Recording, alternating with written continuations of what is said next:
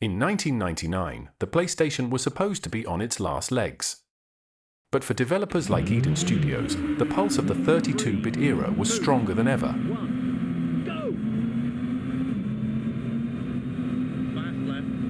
And just like that, we're on the grid. In arcade mode, V-Rally 2 doesn't waste any time, and in 4K, neither does the visuals.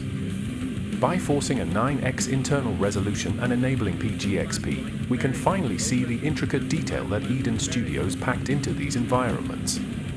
From the individual leaves on the trackside trees to the spectators lining the hairpins, this is a level of density that many thought was impossible on a 33 MHz CPU.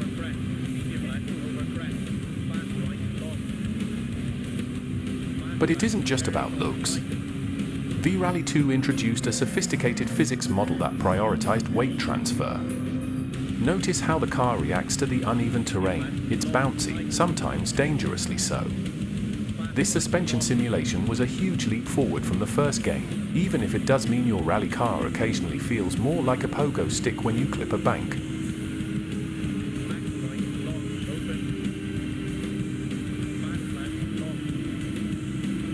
Let's get into the bones of this engine. While most PS1 racers like Ridge Racer or Need for Speed use static, pre-baked 3D models for their tracks, Eden Studios did something much more sophisticated. They didn't store the entire world as a single mesh. Instead, the tracks in V-Rally 2 are essentially stored as curved lines in 3D space. As you drive, the engine procedurally generates the track geometry around that line based on specific parameters like incline, curvature, and theme. This is why the draw distance is so much better than its rivals. The console isn't struggling to load massive textures and models from the disk constantly, it's mapping the road into existence in real time.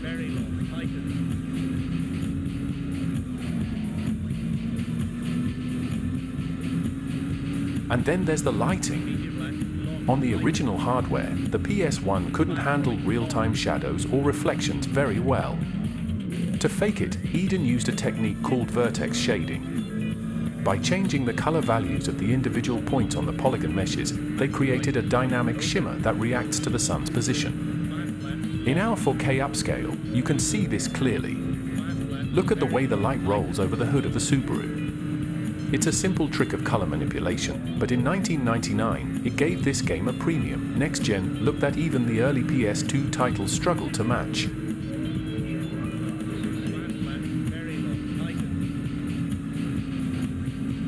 Now, you might be wondering why this looks so much smoother than you remember. This is the power of PGXP.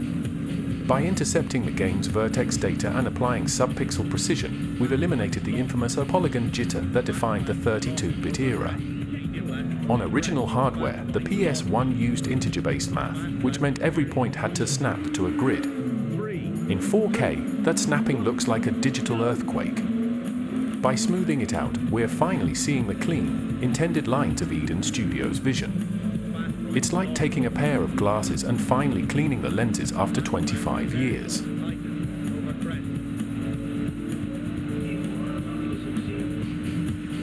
To maintain this level of speed at 60 frames per second, Eden Studios had to be masters of illusion. If you look closely at the spectators and some of the foliage, you'll notice they aren't actually 3D models.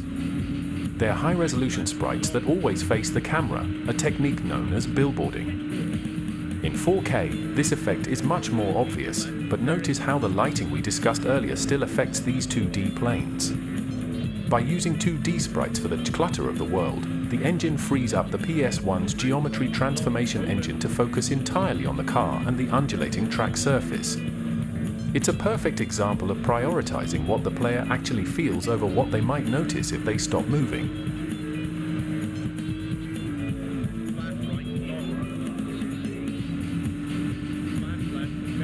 We can't talk about the technical profile of this game without mentioning the audio.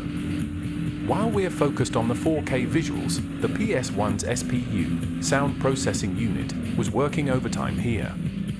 The engine sounds in V-Rally 2 aren't just static loops, they are pitch shifted in real time based on the RPM and gear ratios. Even the surface noise changes dynamically. You can hear the distinct crunch shift from gravel to tarmac, often layered with a reverb effect when you pass through underpasses. It's these small, invisible technical choices that build the atmosphere that made this game a championship edition.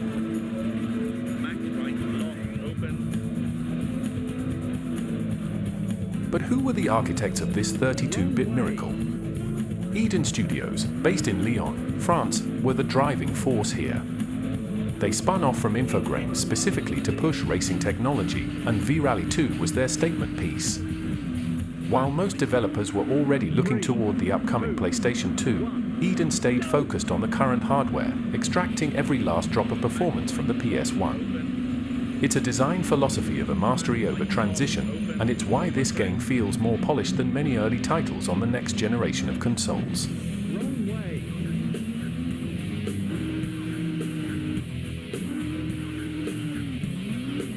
At the time, the rally scene was a battlefield.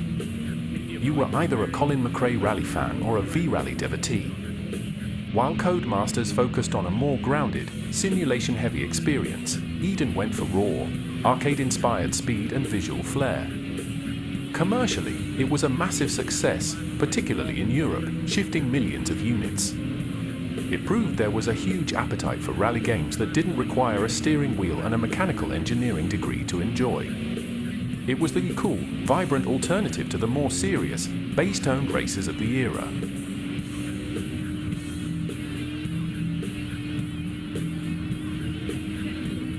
The success of V-Rally 2 didn't just end on the PlayStation. The engine was so robust that it was ported to the Dreamcast and PC as the Expert Edition, and it served as the spiritual foundation for what Eden Studios would eventually achieve with the Test Drive Unlimited series.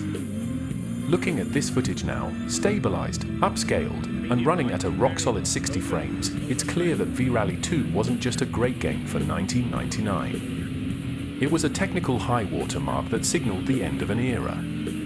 It showed us that even with limited hardware, a bit of French engineering and a lot of clever math could create something that still looks amazing nearly 3 decades later.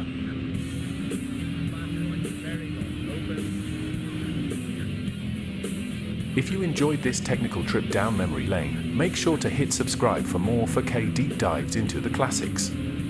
We've got plenty more to explore. This has been No Drama Llama Gaming. Thanks for watching.